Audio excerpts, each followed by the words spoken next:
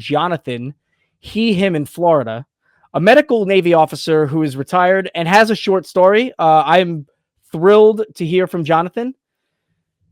Jonathan, you are on with Jimmy and Ben. Hey, Jimmy. Hey, Dr. Ben. Glad to be here. And that's Hey, thanks for calling in. So, yeah. Oh. But anyway, I just wanted to call in to relay two short stories, maybe just one, depending on how it goes. I was in from 1980 to 1992. And part of that was my first Mediterranean deployment. We were looking forward to doing an exercise with the Turkish and stopping at about a half dozen or more ports and, showing the flag, and ended up being about 4 months off the coast of Beirut, cutting gator squares, and running vat cans full of food to the Marines at the airport in Beirut, because it was 1982, 83. So, and about 6 months after we left, they had a few explosions. They blew up the barracks, the French embassy, and one of our groups downtown. And we lost quite a few people. I wasn't there for that, but they were all my brothers because we were all in that together. So that's one story, and we just passed our anniversary for that. So I just wish that everybody would just remember them and think about peacekeeping forces and what they're doing even to this day. The other one is kind of a funny story, and that is that I was on a disassociated tour, and it was in South America. I was in Colombia in 86 through 89, I guess. Actually, it was kind of 87 to 89. It's about 2.25 years. And as working for the Colombian Navy, their Atlantic Command, they have both coasts like we do. So they have a Pacific and an Atlantic Navy. And while I was there, the embassy kind of assumed that I would help them with when U.S. ships came into Cartagena, because I lived there, and help them with their briefing on the city, because I knew better than anybody what the city was like, and at the time I did. So one ship came in, and it was an auxiliary. And I'll try and make this short. I can go on sea stories for a long time, but anyway, Colombia was the only country with a Coast Guard attaché at the embassy, for obvious reasons. But anyway, we had to climb up a rope ladder about 3 stories up to get on the deck of this auxiliary ship. Because you're in a little motorboat that we, private motorboat. We go motoring out there in not dress uniforms, but standard uniforms. I'm in my whites, he's in his blues. And we kind of, pulled our hats down on our heads and started climbing up this rope ladder. It was almost as bad as a boarding net. But we're about halfway up, and the commander turns to me and he says, I'm just not used to doing this without a gun in my hand. So that's that story there. So I thought that was pretty telling. Jonathan, that's great. So first of all, thank you so much for your service. And I am sorry that you had to go through what you went through. I'm sure that that's something that you'll probably never get over. And unfortunately, something that a lot of people just won't understand. So, I think your experience may kind of go along with this idea that, military veterans often don't talk about their experiences. And by the way, I am thrilled that you chose our platform to show up and share your experience. But, a lot of times we kind of get characterized as people who don't want to talk about it. And it's not that we don't want to, it's just that it's kind of hard to relay these things to other people and expect them to understand. And at least in my experience, it's just not something I like kind of reliving if I know that the other person might not be able to absorb everything that I'm telling them. And so I really am glad that you felt comfortable talking to Ben and I and talking to us about that. I don't have a lot of experience working with the Navy. I have some. I did deploy to Bahrain, and I work with some great Marines and great Navy personnel, and had a wonderful experience with them. When I showed up, of course, the Marines were hard asses, if you will, towards me, being the Air Force guy coming right off the back of the jet. And by the end, it was like, hey man, if you're ever in my area, you got to give me a call, look me up, and of course that's always the way it goes, isn't it? But I really love the Navy. And I love the story that you shared, because I don't think nowadays people can really visualize Cartagena or Colombia. Like probably many people that you run into, if you said, "Oh yeah, I was in Colombia," that would come up on a map, come up in their eyes or in their mind, as would Ukraine or Afghanistan, right? So probably a lot of people didn't know where Afghanistan was on a map 23 years ago, and then all of a sudden, now everybody can probably identify it. And so that just kind of speaks to your experience, and we drove by it all the time. I'm sorry, I didn't mean to interrupt, but yeah, we knew it. Okay. Something in the Navy you kind of know about, Yeah. It's funny.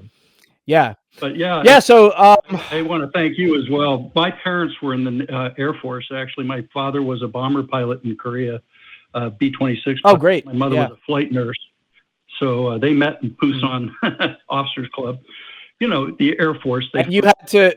The first thing they can. You have to depart from tradition. Yeah. And so, our statement is that the Air Force, they get allocated money for an airstrip. First thing they build is the Officers Club and the enlisted mess. And then they start on the airstrip. And when it falls short, because they don't have enough money, they'll ask for more money to finish the airstrip. So, so that was fun.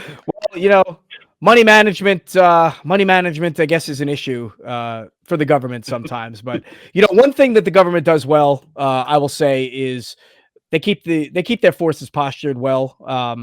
Now, I say that with a little bit of bias, I'm sure, but we have a great military, and so I want to kind of kick it over to Ben. Ben, what are your thoughts on Jonathan's inputs there? Yeah, I mean, those are some amazing stories, and I just want to ask some questions and understand a bit more about your experience. So, were you an atheist in the military, or did that come later? And how did that impact your experience at all? Did it impact your relationship with the other people in your unit? How did that go, if that was the case? Well, I was on 3 different ships and then the disassociated tour. And as an officer, it was mainly doing a lot of qualifying for this, studying that, and learning new jobs. But what I did do is, on my second ship, we had a Protestant chaplain, but he asked me to be the Protestant lay leader for the ship, because I was a Unitarian Universalist and understood other religions better than other people, which to me was almost insulting. But I said, there's 2 people in the Navy you don't piss off: the doctor and the chaplain.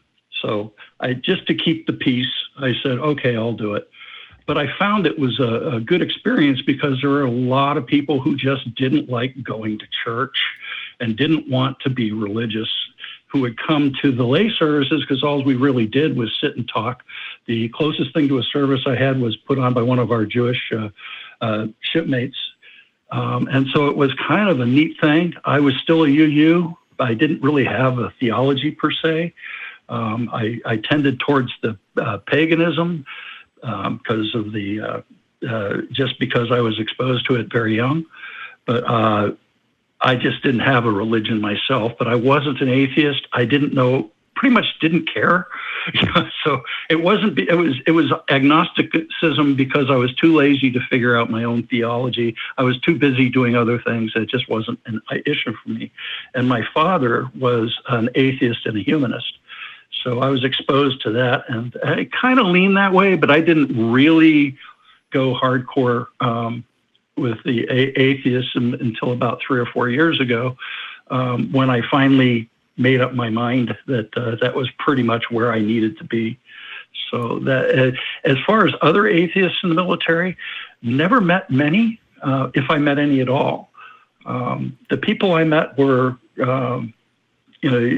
it just wasn't talked about in the Navy. It was just tradition. You don't talk about politics. You don't talk about religion, unless you're in a service, and that was it. So the wardroom, those are no conversations. You just do not talk about that stuff.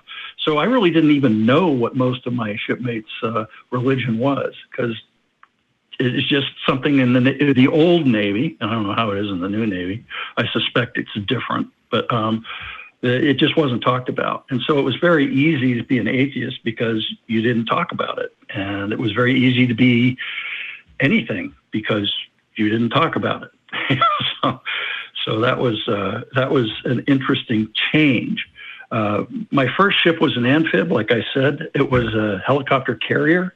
We carried 1,800 Marines and 600 crew. So a shout out to my Marine buddies out there. Love you guys, always have. And I stick up for you when we call you, names like jarheads. Yeah, it's a lousy name to call somebody, but it's an old rivalry between the Marine Corps, who calls us taxi drivers, and the Navy. So that's pretty much it. I didn't run into any real prejudice. I ran into one comical situation, if you can stand another sea story. I do want to give you Jonathan, I do want to give you, I will give you the final sea story, but I do want to say, just following up on a comment that you just made. So it was really easy to be anything in the Navy because nobody really talked about it, right? But what if somebody did talk about it? What was the response or the result of somebody openly admitting? And I say admit because I feel like atheists typically have to kind of keep their beliefs to themselves more often than everybody else. But what would happen if somebody openly admitted that they were an atheist on a ship or in service? Or in your experience, was there something different or kind of like a change of attitude towards them? I think there probably would be. I never experienced that. Because it was a pretty strong taboo to talk about religion. And if somebody really felt the need to do that, usually it was to define their Protestantism against a Catholic. If they had a Catholic chaplain on board, and only larger ships had chaplains, by the way, back then. The chaplain, if they were Catholic, then they would need a Protestant lay leader to deal with the Protestants. But that's the only time religion came up. It was figuring out whose service they were going to go to if they were having services on the ship. A lot of times, if they were in port, people would go to their own churches, so it wouldn't be a thing. So I never really met somebody who was an out atheist. I think I was the closest one to it, but I had a dodge. I could always, if somebody even asked me like off the ship or somebody who was a friend of mine wanted to know, I would say, yeah, I'm a Unitarian Universalist, which was always the church I was going to wherever I was anywhere for about 35, closer to 45 now years. But I stopped going 10 years before 10 years ago, and I solidified my humanism and atheism about 3 or 4 years ago. 4 years ago, about. So yeah, I never ran into that problem. I'm sure it happens. I would assume that, especially on my third ship, where I had a fundamentalist Christian captain. He did not proselytize on the ship. He did invite me over for Bible Pictionary and dinner at his house. I was his operations officer, so I went. And it was nice and innocuous. There was no preaching. We just were doing, like stories in the Bible and, a little Pictionary and stuff. So I found out that I knew an awful lot more about that particular book than some other people in the room. So it was interesting, but yeah, well, it's one of the books I read when I was a teenager. So, along with the Bhagavad Gita and a bunch of others. Unitarians, were like that, or I was one. I'm not anymore. But when you reach out and you examine a bunch of other religious texts, that are kind of in contrast to one another, but are very varied, you have a tendency to, be more inclusive toward people. And I'm happy that you read, the Bhagavad Gita and, in addition to the Bible or whatever else you might have come across. So, not surprised to hear that you were a little bit more open-minded. Yeah. And that happens. I mean, the open-mindedness comes with, that exposure. So, yeah, I wanted to kick it back over to Ben and see if he had any remarks on the conversation that we just had. Yeah, that's a lot of good experiences, a lot of good food for thought. Because I don't know if people outside of the military don't necessarily understand the cultural shift that you go through when you transition into the military, and where in civilian life you would think, yeah, this isn't a big deal. I could just not talk about this thing, or I could just have these conversations when I want to, and all that. It's a lot different. Because you have people that you're around day in and day out, and you basically live with these people. Like these are your team. And there's also, beyond that, there is a lot more restrictions on kind of what is socially appropriate within a work setting in the military. And kind of with that, there's a very distinct culture of what you can and cannot say around people. And a lot of that, of course, is to avoid tension among people that you're working with. But the discussion can get kind of interesting. Like if there are certain things that I would want to advocate for more in the military, it's like I can't as much because, number one, there are restrictions just in general on what you can and cannot do being in the military. And then also it's like having to maintain representation of this bigger organization that encompasses a wide range of people. And so you do have to be a lot more careful about what you say. And I don't know if people recognize that it is so socially difficult to engage in some of these conversations in the military. And I appreciate the stories that you're sharing and the other stories we're going to hear today that kind of give a bit more of that perspective. And this is why we're talking about this. It seems like it's not a relevant discussion point for being an atheist show. But it's surprising how often kind of these topics become issues, but aren't talked about just because of the culture involved. So thank you for calling in and sharing your experiences. And thank you again for your service. Yeah, for sure. Thank you too, Jonathan. Appreciate it.